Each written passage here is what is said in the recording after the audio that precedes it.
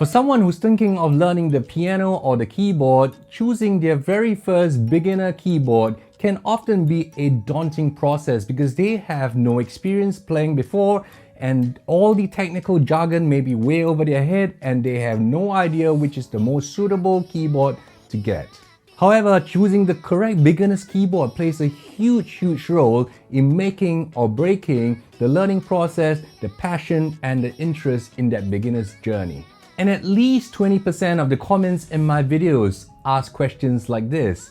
What is the best keyboard for a beginner? I am a beginner, which keyboard should I get? Is this keyboard better than the other for a beginner? As a keyboardist and a music teacher with more than 25 years of experience, I will be cutting through all the marketing hype and the advertising fluff as well as the technical jargon to bring you 10 points that I believe you should know is important in choosing your first beginner keyboard, as well as why it is important. So make sure you pay close attention to every point in this video to avoid making the very expensive mistake of getting the wrong or the inappropriate keyboard as your beginning first keyboard. Also, make sure you stay tuned to the end of this keyboard because I will be shortlisting to a list of 3 keyboards that I think will be most suitable for beginners, and I will also be giving you my opinion as to which of the 3 I prefer.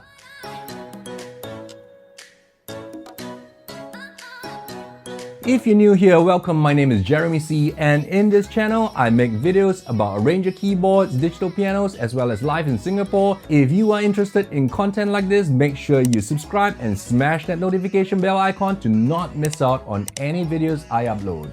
The very first thing you should look out for in a beginner keyboard is touch-sensitive keys. You want to make sure the keys react to your velocity. How hard or how soft you're pressing the keys should affect the timbre and the volume of the instruments that you're playing. If you look at a real live piano, the harder you hit a key or when you hit it very softly, you are able to get the expressiveness from an instrument. And if you are talking about a keyboard with different sounds like a saxophone and a flute, as well as organ sounds in there, you want to make sure that you are able to learn to express the little nuances in those instruments. Therefore, touch-sensitive keys is my #1 priority when choosing a beginner keyboard. The second feature you should be looking out for in a beginner first keyboard is full-size keys. That is because you want to make sure that you are learning and practicing on an instrument where you can apply and get used to the size of the keys wherever you go. If you see a piano or a keyboard that is outside of your home and is not the same as the one you play on, you are going to have problems if you have been playing with little mini-sized keys or little toy-like keyboards. That is because you will not be able to translate those skills to a regular size keyboard or piano. The third feature you should be looking out for in a beginner's keyboard is a very decent piano sound. Obviously, a beginner's keyboard is usually a lot more affordable and you cannot expect extremely ultra-realistic piano sounds, but it has to be fairly decent. That is because we cannot deny the fact that most people who learn the keyboard will inevitably start off learning with the piano sound first, and getting familiar with the piano sound and having a good set of piano sounds to play and learn and practice on is absolutely invaluable. And the fourth feature you want to have on your beginner's keyboard is that it has a socket and a jack for inserting a damper or sustain pedal. That is because the sustain pedal is critical in how you control the piano sound on that keyboard. On a real piano, you will have a sustain pedal that you will use most often, and you want to make sure you acquire those skills using the beginner keyboard that you have. If a keyboard doesn't have a damper or sustain input jack but only has a panel sustain button, I would suggest and I would advise that you skip that keyboard because it is really just gonna be an expensive toy. The fifth feature has very much to do with the fact that a learner is gonna spend a lot of time practicing on their keyboard. And as a learner, you wanna make sure that you are not disturbing your housemates, your family, because you are learning and you are not going to be very good initially. And therefore, having headphone jacks is extremely important on a beginner keyboard because you want to make sure that you're practicing in your own space and that you are able to practice even when someone in your home is watching the TV, for example. You can actually practice in your own space without disturbing anyone, and that will give you the confidence to get better faster in no time. The sixth feature is how user-friendly and how intuitive it is to access all the features and functions of the keyboard to a beginner. There will be some students, and I have students like this, right, who are just starting out, they're just beginning and they're only learning the ABCs, but money is not a problem. They said, please get me the very best keyboard you have out there. The problem is that if I were to get them a very advanced keyboard like the Casio CTX 5000 or the Yamaha GNOS, the problem is that for a beginner, you are just gonna be drowning in all those features and functions, and that's just gonna discourage you and demotivate you from learning and practicing and getting better at your skill. The seventh feature, which is critical in a beginner keyboard, is an easy to set and easy to use metronome. From the beginning of learning to play music, you want to make sure that you can play in time, you can keep to the time, because that is the pulse of the music. And the pulse of the music is what keeps the music alive. And the pulse of the music is the heartbeat of the music. And you want to make sure you can follow the correct tempo of the music, and therefore having a good metronome that's very easy to set up, very easy to dial in, as well as having a metronome which rings a bell on the first beat is really useful in helping a beginner get really good in playing very quickly. And for the eighth feature to have in a keyboard, this is a nice to have thing. You know, in addition to having a metronome can be boring sometimes. You just go ting, tuck, tuck, tuck. You know, that's kind of boring. If you have a keyboard which has a myriad of different rhythms in there, and you will be able to understand different kinds of genres of music, the bossa nova beats, the Latin beats, the EDM beats, the waltz, the swing, and the student can understand and appreciate as well as learn the groove of the different rhythms from different world cultures and different genres of music. In my opinion, rhythms like this is even better than a metronome because it helps the student to keep in time while teaching them and inculcating in them the natural groove of different kinds of music. And the ninth feature I look out for in a beginner's keyboard is a keyboard that has a good set of pretty realistic acoustic instrument sounds.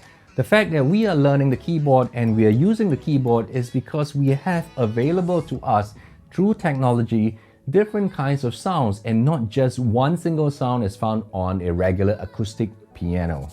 The advantage of having the different kinds of sounds in a keyboard is that a student starts to understand the nuance between a soprano saxophone, a tenor saxophone, a baritone saxophone, for example. They all have different ranges and different timbre qualities. The harmonica, for example, the flute. And as the student becomes better at their playing, then they are able to use the different instruments and learn to create the different nuances and the playability and the techniques of an actual acoustic instrument player. And that's how they become better very quickly.